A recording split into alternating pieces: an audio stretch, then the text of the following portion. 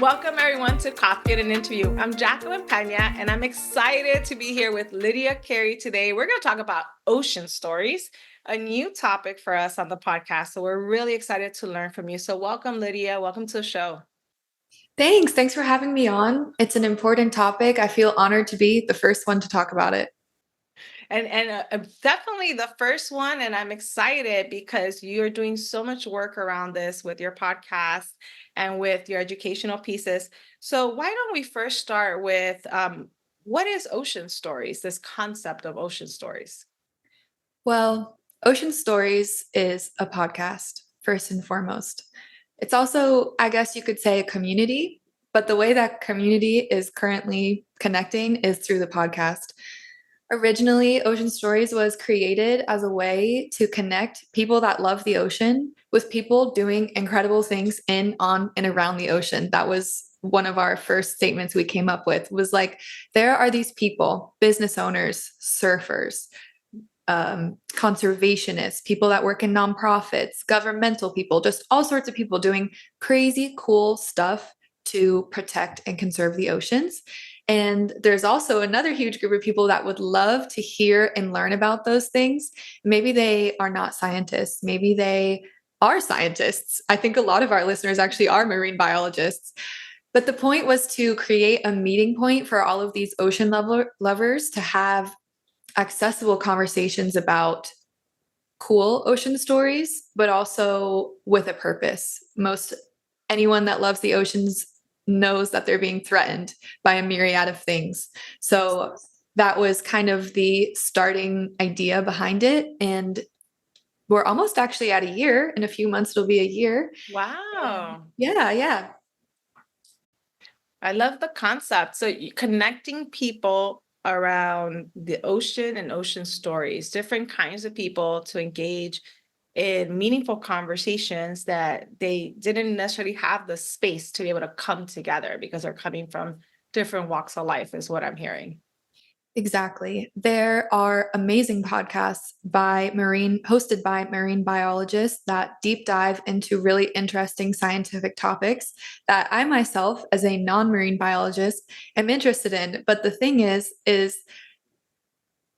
it's hard to listen to a lot of different terminology and scientific stuff when you're really interested in something, but maybe that's not what you studied or you have no background in that.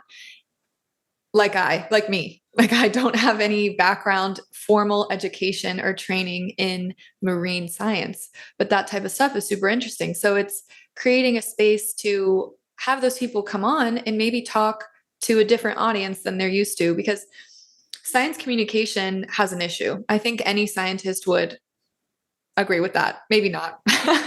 But I think a lot of them would say that a lot of science exists in this silo of the science community. That's such an issue because the purpose of it a lot of times is to influence policy. But how is it going to influence policy or influence people's actions if it's staying in the silo? So it's just another effort to like disseminate that information in a fun, loving, happy, optimistic way that there's like a little bit of a lack of that online, I think.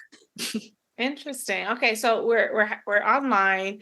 We have the podcast. You have your Instagram where you share a lot of this as well, and you bring us together for these conversations. What are some of these conversations that we should be having, or maybe we are already having? But what are some of the conversations? What are some of the key topics that are critical for ocean stories? Because you already said the ocean's being threatened by so many different things. So what are we looking at here?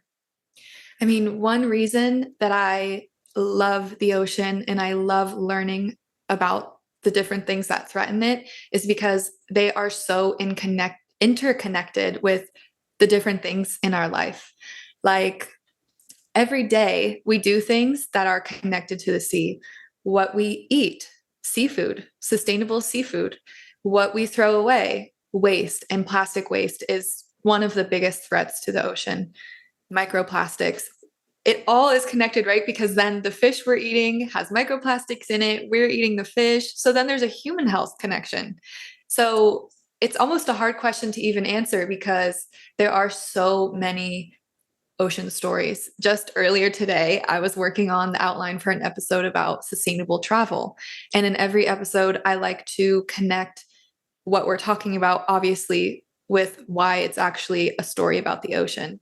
And I found out through doing the outline that 50%, more than 50% of all tourism is to a coastal or marine environment.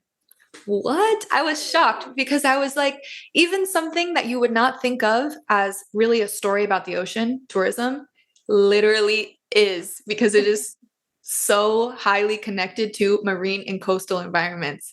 So, I mean, there's really a wealth of stories to talk about. Wow, and opportunities. I'm already seeing opportunities for educational components. If you're going on these journeys to these coastal cities, knowing more about the ocean so that you can be part of what protects that ocean, a little bit from a lot of different people makes a huge difference. But then also for a lot of tourism, I do a lot of service tourism where we're traveling, but we're traveling and completing something, doing something for the good of the ocean, of the land. Somehow we're giving back. And so here's a cross opportunity to do that as well in ocean stories. And all the other stories we have to tell, I'm sure. Talking about ocean stories and conservation, tell us a little bit about what we need to. So you mentioned microplastics. I thought that was very interesting because we know about waste, and I didn't realize it was, it's still such a big issue in terms of microplastics in the ocean. And then we're thinking, okay, well, we could do cleanups, we could do this, but we're not even realizing our fish are consuming the microplastics. We're consuming the microplastics. That's a major issue to talk about in ocean stories. What are some other issues or stories that you share in this community? Yeah. I was thinking when you were talking about your sustainable trips that you do, one of my favorite stories we had on our first season was this woman named Elizabeth. She is sort of like an icon in the surfer movement. She's a surfer, and she worked and is working throughout her career to make surfing more inclusive to different body types and to women in general, because it's usually a male dominated sport. And it just sort of showed me, wow, the ocean is connected to so many different topics, including our accessibility to it and how comfortable and safe we feel there. Do we have an accessible body of water to recreate? Is that a human right that we all have a right to have, is a safe body of water? So, and then on top of that, there was recently a study that came out. I'm not going to try to cite it because I don't remember the exact statistic, but surf breaks are home to some of the most important coral reef biodiversity places on the planet, and they are almost all located at famous surf breaks. So I know your question was sort of like, what are we talking about? But there is just really so much to talk about when it comes to our role and like our connection to the ocean. It's like whether you love it because you're a surfer, or you love it because you study it, or you care about it because it's filled with plastics and you would like your fish not to be filled with plastic so that you could eat fish and not fill yourself with plastic. There's a touch point for a lot of different people. Another story that we've had on is we've had several coral reef researchers come on, and that has been so fun because one is just really fun to learn about coral reefs. They're so visually stunning and such an important species and what they do for the sea. And it's just really cool to learn about it in a layman's sort of way, so that, my mom is a huge fan of the podcast. I always say, I want me, my mom, and my neighbor to all be able to understand what we're talking about. If there's a confusing term when it comes to talking about coral reef reproduction or something, we take the time to explain that, because that also sort of goes to the ethos of it. Like, everybody should have this touch point to be able to talk and learn about different things. Anyways, with the coral reef researchers, we talked to them about how, it's a bit sad. Coral reefs are bleaching, they're struggling. And thank goodness there are people like in the Ocean Stories community that their full-time job is dedicated to growing and planting new corals, which Oh, was super cool to learn about. Um, but on the negative side of that, it's like our oceans are struggling, and the coral reefs are sort of like a huge indicator species of how the sea is doing.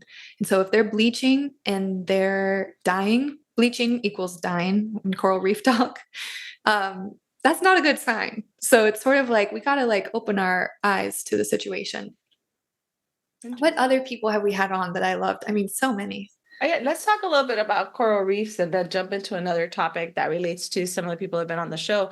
You talked about coral reefs and their bleaching, which I think means they're turning white, right? Which is the dyeing Exactly. process.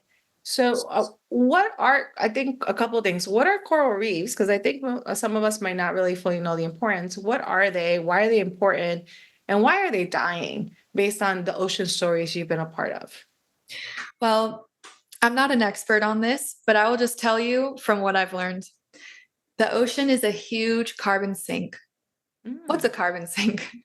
Human activity releases carbon emissions into the atmosphere. You might have heard of climate change. Hopefully, you have.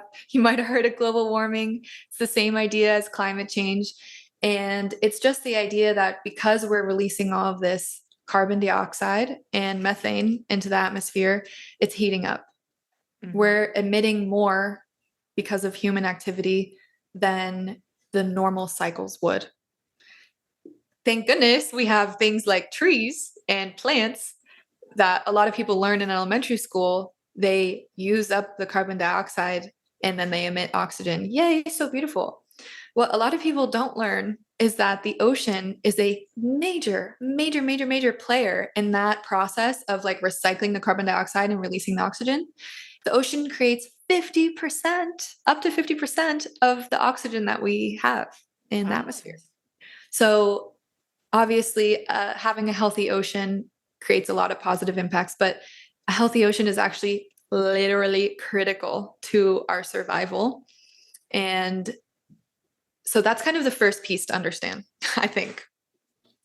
How does the ocean create all this oxygen? The phytoplankton, the little green thingies. I That's from a remember this from non-scientific school. perspective. And coral is Mhm. important in this because the little polyps that live on coral are a part of this oxygen creating carbon dioxide soaking up process that the ocean does, that the ocean goes through. So when the corals die, the phytoplankton die, and the ocean is unable to continue in that process. On top of that, because we've been putting out way too much for so many years, I see it like this beautiful thing. Like the ocean is, I like personify it, and I see it like this mother, like this grandmother, like it's just soaking up everything that we put out there. It's just doing its job, its ecological job. But it's like reached a point where it's like, this is too much. And then we have ocean acidification, which is what's causing the coral reefs to die. It's all interconnected. The acidification piece Okay. is just referring to the fact that there's too much carbon dioxide in the ocean. It's getting warmer because of that. And whenever it gets really warmer, you get what I mean? Whenever it gets more warm, the corals can't survive. They're very fragile. Even though they do so much for us, they require specific conditions to survive. So they bleach. They let go of the polyps. And that's why when a coral is bleached, you see these like white rock structures that lose their beautiful color and different textures and stuff. Um, if you want to learn more about this, I would definitely suggest consulting someone that's smarter on it than me. But that's like the basics, I think. Yeah, This or year is listen to the the podcast where we can learn also about exactly. And this year on one of the people we had on, she explained to us that in El Nino years, which is this Mhm. year, there's more storms because the climate is hotter. So there's a higher frequency and intensity of storms, which also means that the ocean is warmer, which means that there's more bleaching. So all of that stuff is just really cool to learn about because it even explains like why the surf is different this year than it is maybe other years. Why the waves are different. But it also explains like what's happening underneath. It's interesting. I got to see some coral reef recently. So I have a lot of phobias. One of them is I'm not a good swimmer. I want to be able to look at things snorkeling, but I do have a little anxiety, and I still do it, but with a lot of anxiety. And I got to see from far away some coral reefs. They look very delicate. Like if I touch them by mistake, they might fall, die or fall apart. But seeing that and understanding now the role and this analogy of the like this carbon filter, it sounds like we've over overfilled, just gotten a little too much, that this filter, this ocean can't handle it, and so it's causing it to warm up. It's on overdrive, and it's not able to handle it. And I don't think we don't talk a lot about coral reefs in day-to-day conversations. We haven't talked about this in the podcast and ocean stories. So I think this one little educational piece helps us a lot to understand the role of coral reefs and understand more of how different components of this earth are interconnected and are affected by climate change across the board. Totally. And even through doing the podcast, I've learned, I think coral reefs are awesome to talk about because most people know what they look like because we've all seen this gorgeous picture. We've all heard of the Great Barrier Reef and all of this, but I've learned that there's even other species of like sea plants, kelp being one of them, that is so critical because it grows super fast. Like it grows 3 feet in one day or something ridiculous. And through that growth, it soaks up carbon dioxide. And it also can be used for a myriad of things. People are developing seaweed into all these crazy technologies, like how to use seaweed to make sneakers, how to use seaweed to replace toxic ingredients in some of our skincare.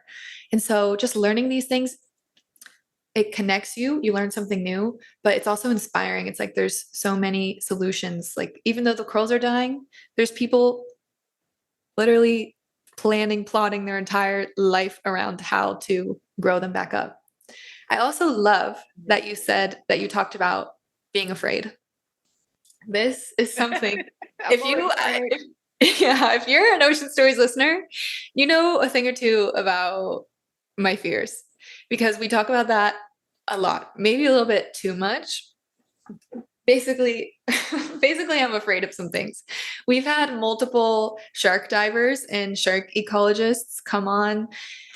I don't know. The ocean is just totally a source of so many different phobias. It's like, it's so many things get triggered. A fear of the unknown. A lot of people are afraid to go on boats. A lot of people have never learned how to swim. Scuba diving is scary because it's kind of like hyperventilation vibes. And then the sharks and like ocean creatures, stingrays, and just creepy stuff. And I think another huge goal of it is to be like, you don't have to be a marine biologist. If you really want to learn how to snorkel and you're really afraid, you can. Like, if you want to dive with sharks, you can. Like, you can face your fears. And over time, that's something I want to keep exploring in the podcast because I feel like I'm like my own experiment. I really am not. People are so shocked to find out that I'm not scuba certified. I've never been scuba diving ever. They're like, why are you talking about this? You never scuba dived. Like, who are you to blah, blah, blah. And I'm like, that's exactly why I think that I should be talking about it. Because if it's only scuba divers talking about these things, only scuba divers are going to know these things. And that's not going to help ocean conservation. So it's so many different layers. Like I want to learn how to scuba dive and then show, yeah, I have some fears about hyperventilating and about being 40 meters under the water and XYZ, but it's possible to overcome them. I would love to go shark diving. That's really scary to me, but would be a super cool thing to do. You get it. So there's a lot of fears and we're overcoming them together, I think. Okay. With information too. Sorry, my mind's just running. No. With more information, it really, when you're equipped with that firsthand account of someone that was afraid of scuba diving and learned how to do it, you're like, maybe I can do this too. Or when you hear from the shark diving tour instructor that every tour she's ever been on, people always leave with this profound sense of calm. And she describes how people change through that experience. You're like, this much closer to jumping in the water with sharks. You know what I mean? So it's also like information is knowledge and knowledge is power. Yeah. And that's the power of stories. I was gonna say, okay, we're gonna face our fears together and overcome them together. Yeah. But you gave us the tip too, which is stories, is sharing those stories, getting to know others who've done this work, hearing what they're doing to overcome some of those fears we have about the ocean. I think the work it's funny because we're talking about ocean conservation, but this conversation is also touching upon our own fears about the ocean and water life, marine life in general, and some of our own phobias, and so you can see how focusing on something that's so critically needed also shed some light on some of the areas that we could work on and some tips for how to work on those. Very interesting connections there.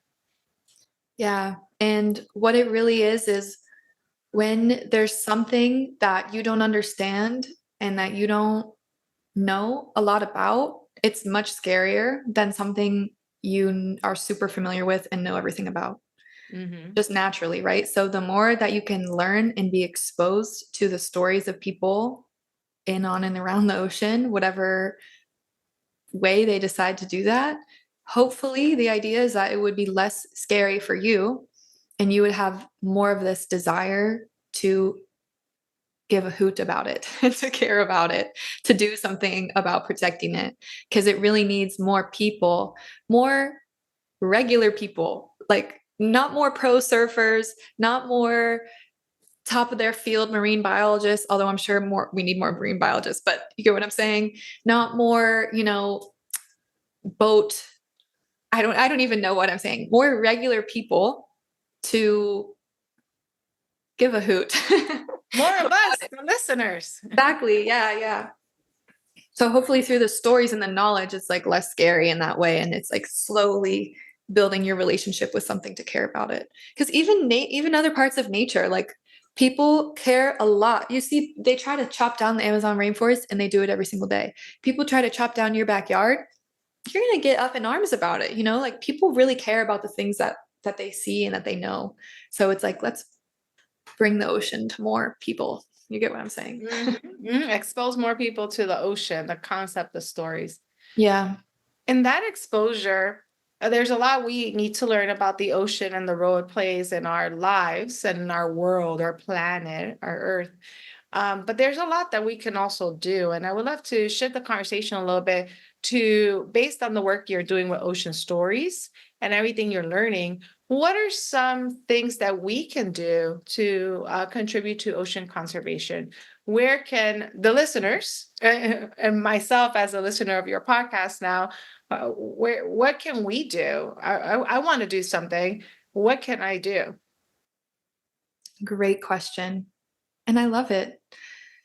I almost feel that there are so many, in a happy way, there are so many things that each person could do that perhaps like the most fruitful results would be picking what you really care about the most in relation to the ocean or something that really like lights a fire under you and taking action related to that thing. For example, like we talked about microplastics. For me, it's a huge, huge thing. Also related to human health and, its impacts on human literal fertility. Like the impacts of this go beyond just what's happening under the ocean. If that's something that you care about, that one, thank goodness, there are lots of people pioneering what we should be doing. Reducing the amount of single-use plastics that we use in our lives, in our homes and outside of our homes. So the obvious ones that come to mind for most people are plastic bags, plastic straws, plastic silverware. There are less obvious ones that I'm trying to eliminate slowly in my life, like plastic Tupperware or plastic, like just plastic cups that I have from IKEA, or plastic cutting boards is a huge one that creates microplastics. I'm learning more and more every day about how our clothing and the fabrics of our clothing is pretty much all made of plastic nowadays. I don't know the percentage. Yes. And whenever we wash our clothes, it releases thousands and thousands of microplastics into the water. So, not great, but exciting because there is a solution to that, which is natural fibers and natural natural clothing. So you could see how just picking one small touch point, it already opens like so many opportunities. So that's why instead of getting overwhelmed about trying to do everything, I would pick like one thing that you really care about. I'll use my mom as an example. She's a huge cleanup girl. She will bring a plastic bag. She will always have plastic bags in her car left over from the grocery store, carry out food, whatever. And no matter where she is, she will pick up trash and put it in that bag. Even if it's just like a walk on the beach, for her, her thing is picking up litter. And that is really impactful. That really does make a difference when you just literally pick up trash on the beach. So whether it's like a complete overhaul of plastics in your life or just something like picking up trash whenever you go enjoy a natural area, there's so many different options. I like that. I like that also, like your mom example is something that others will see her do and might get inspired by that. Yeah, connecting with other people about these things. And oh my gosh, my favorite thing of all, having conversations about it, talking about the issues that are happening. I mean, you said it. We don't talk about coral reefs. Most people don't talk about plastic pollution in the ocean every day. I do, and me and my peers do, because that's in my circle, but that's not the reality for most people. They're not talking about it. In a simple conversation, you don't have to be an expert, can really go a long way in terms of, oh, well, maybe I don't need to grab 700 plastic forks when I'm getting takeout because I'm going home anyways and I can just use the metal forks. Or like maybe I'll not buy this fast fashion Forever 21 clothing haul and I'll decide to buy this nice 100% organic cotton something or other. Like you don't know the power that a conversation has. So that's another thing I would say people can do is learning new things. I mean, because that takes effort. It's not like 100% easy. Like you just inject information into your brain. The effort of learning things and having conversation with other people about those things, that's something. But there's a ton of other tangible things as well that I'm not talking about. But Well, you talked on one that I never thought about, which is clothing, for example. So, just this conversation already taught me that some of my clothes might have a lot of microplastics. And so when I wash them, that might be getting released. And now I'm wondering, what am I wearing that has microplastics? I had never thought of that before. me neither. Me neither. It's honestly really shocking when you crack into the world. You're like, whoa, there's so many topics. And that's such an inspiration for Ocean Stories too, because now I have so many ideas of seasons that I want to do. And in terms of the clothing thing, I really want to do a fast fashion industry times ocean impacts entire season, because there's so much to unpack with that. Different idea that I'm currently planning. The blue mind theory, which is basically talking about the health impacts of the ocean. I know you're like, wow, I did not expect this girl to talk about every topic in the world, but No, but that's blue the line thing. theory, I've never heard that before. That's why I'm like, wow, what's that? Oh, it's so cool. I had no idea what it was before this. It's a theory.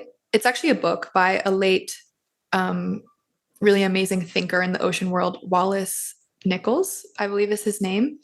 And he did a bunch of studies and coined the blue mind theory, which is basically about the positive health impacts of being on or near a body of water.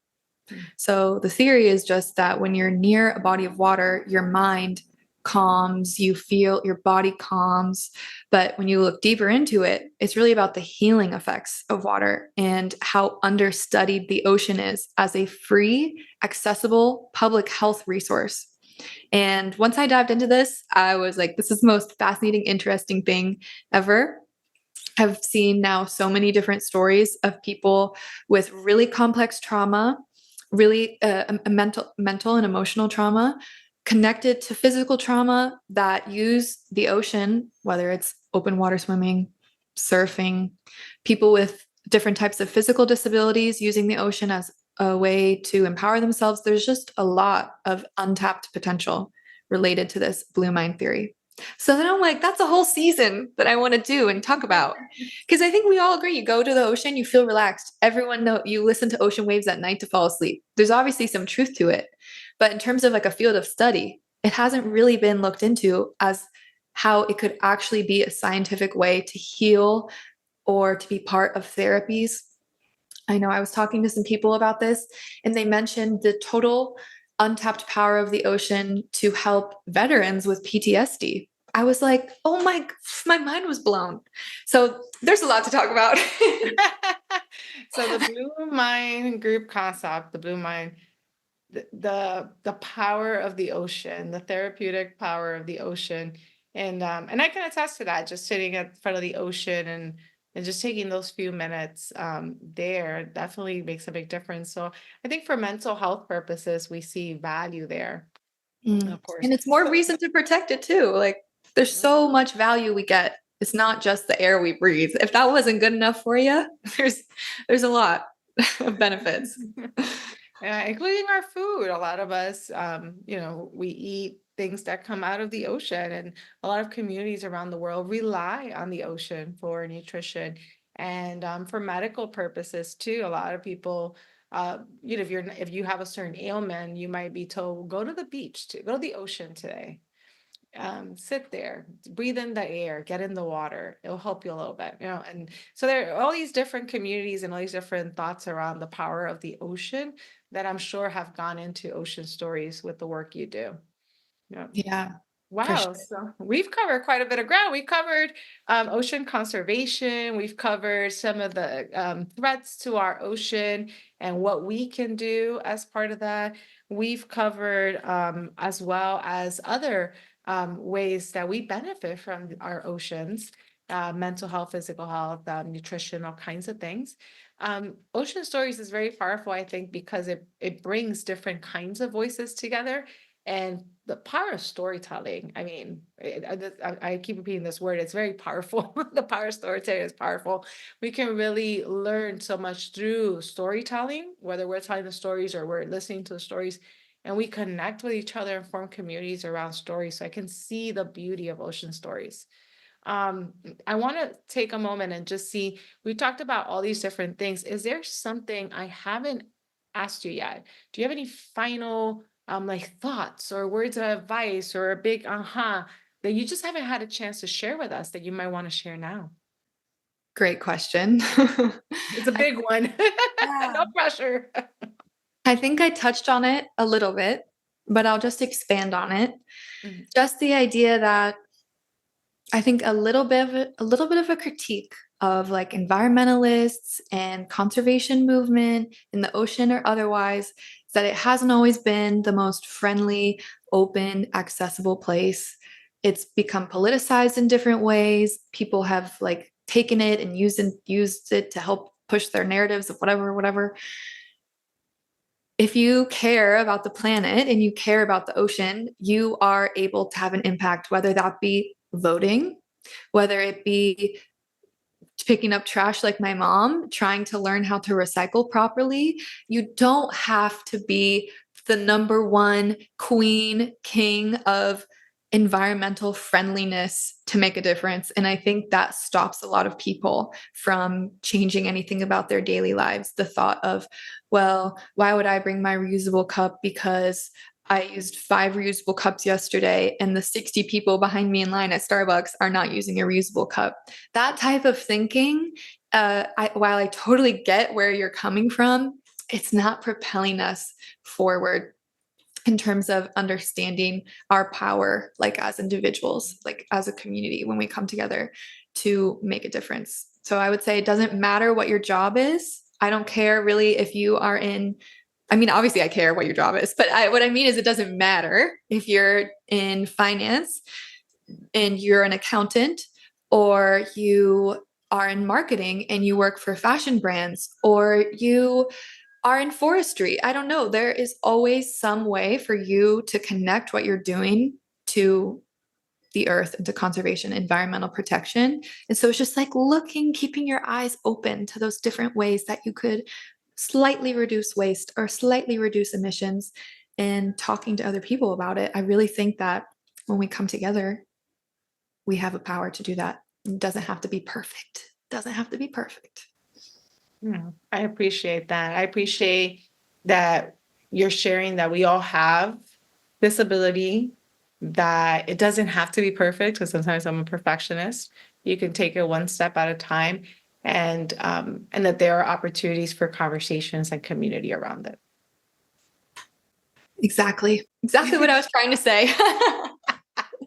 I love it. Well, this has been an incredible conversation. I want to just say thank you for having it. I know some of us might want to learn more. So I know you have your podcast, you have your Instagram, which I also follow. Do you want to share those details here? And this will also be in the description for our listeners. So you'll be able to click on this information or just copy and paste the link into your browser and go there. But Lydia, tell us, how can we find out more? How do we listen to your podcast? How do we follow you on Instagram? Sure. What I love to talk about. It's called Ocean Stories, if that wasn't already super evident.